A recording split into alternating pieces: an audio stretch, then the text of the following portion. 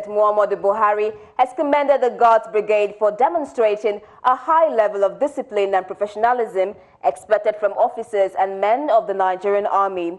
Speaking at the decoration ceremony of the Commander Guards Brigade, Brigadier General Musa Yusuf, as Major General, President Buhari said it was instructive that the senior officer displayed a high level of discipline during his 2-year period as commander.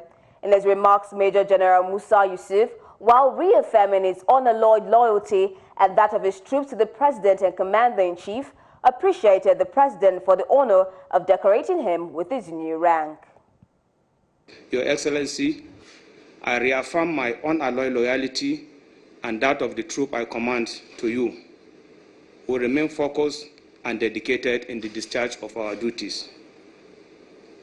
To other senior officials here present, I sincerely appreciate you for finding time to honor me with your presence and your advice from time to time on how best to discharge my duties. To the Chief of Defense Staff and the CDS, I am humbled with your presence. I remain grateful for your professional advice and encouragement. Born on November 6, 1966, Major General Yusuf served in Ekamong and Operation Harmony in Bakassi, among several other appointments in Army units and formations in the country. In a recent development, not less than 144 stranded Nigerians have returned from Libya. This following the initial 150 who were rescued last week. They were rescued by the International Organization for Migration, IMO, and landed at the cargo terminal at the Lagos airport. In attendance to receive them at the Muritala Mohammed Airport in Lagos were the Special Advisor to the President, Honorable Abike Dabiri, Native Southwest Zonal Chairman, NEMA, amongst others. Well, another set of returnees from Libya. We're expecting 2 planes. 1 plane has arrived, and thank you to IOM, NEMA, NAPTIP, Refugee Commission that are coordinating this. So a 2nd plane is expected to arrive, and maybe about 400 will be coming in, but the first set has brought in 143 people. And like we said, this has been happening since January, so it's a continuous exercise. Some of the returnees who looked very gory were glad they were home after a tortuous journey aimed at crossing to Europe that was aborted. They narrate their ordeal. Bad experience, because the Libyan people, they use Nigeria as if they even value their animals more than Nigeria's people there. The beating, everything, you will pay money for them to take you there. Maybe at the end of the day, they will still arrest you, you will order for more money. Maybe fairly you did not, maybe your family will not afford to pay the money, they will continue to beat you, not until the money is out. Maybe eventually the money is also out, they will still arrest you. Because it's a desperate journey, I call it so. So why did you embark on it? Because before, I never knew about it. Now I went there, I lived a life for a long time, more than 2 years plus now. I know things about that country. So now I know that it's a desperate journey. Anybody that has never been there before, and I know that that person wants to go, I can't tell that person, this is not a journey you are to embark on. Sorry, Daddy, sorry.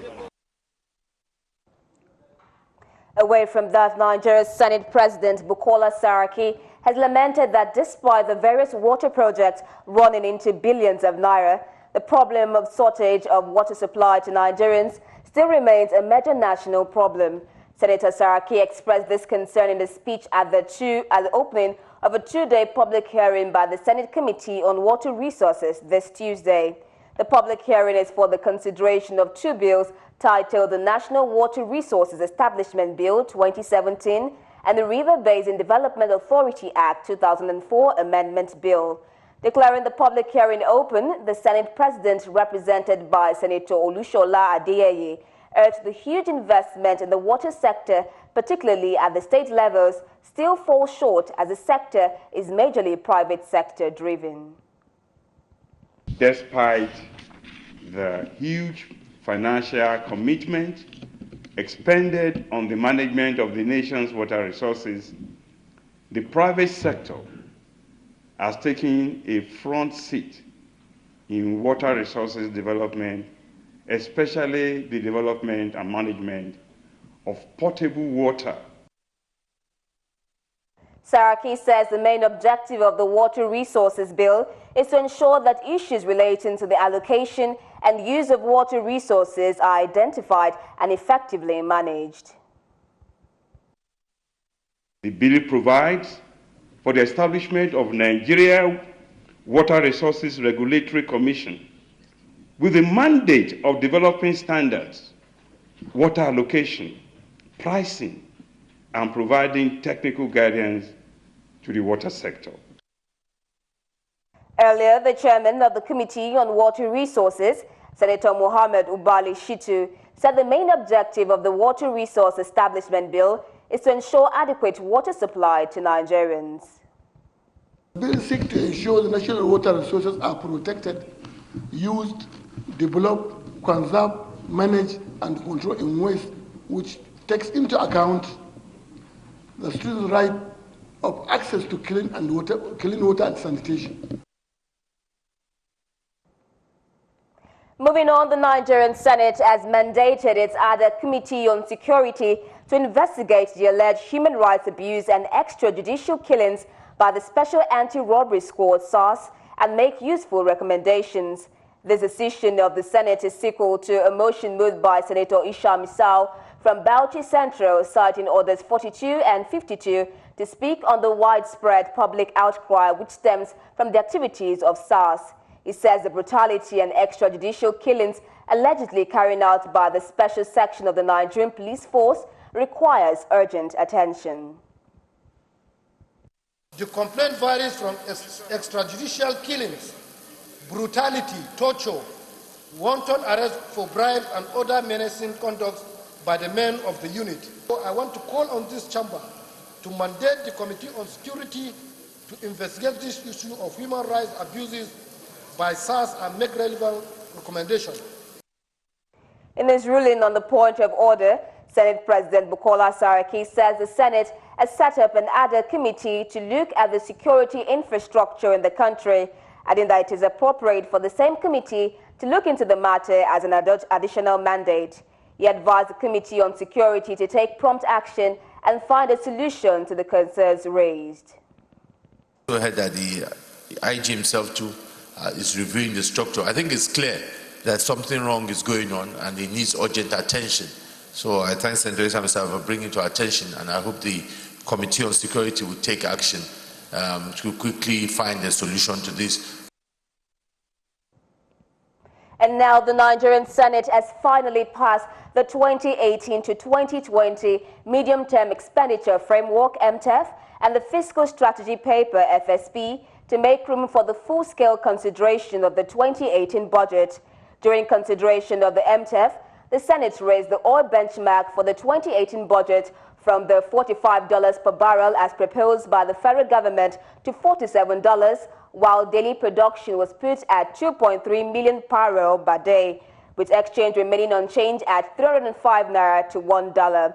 The Senate took the decision at Tuesday's plenary after consideration and adoption of the report by its Joint Committee on Finance, Appropriations and National Planning and Economic Affairs on the 2018 to 2020 Medium-Term Expenditure Framework and Fiscal Strategy Paper. The lawmakers also approved 5.279 trillion naira as total received from the non-oil sector in 2018. In the area of those in the NNPC and Ministry of Petroleum and in the oil and gas sector, to also ensure that the benchmark production that we have set of 2.8 million barrels should be met, and they should work. They keep on telling us that they can do it. We have given them another opportunity for them to meet it this year to ensure that this is done. In a related development, the Senate passed for second reading the financial estimate for the 2018 budget, which was presented to a joint session of the National Assembly by President Buhari and subsequently referred to the Appropriation and other subcommittees. A bill for an act to authorize the issue from the Consolidated Revenue Fund of the Federation the total sum of 8,612,236,953,214 naira only.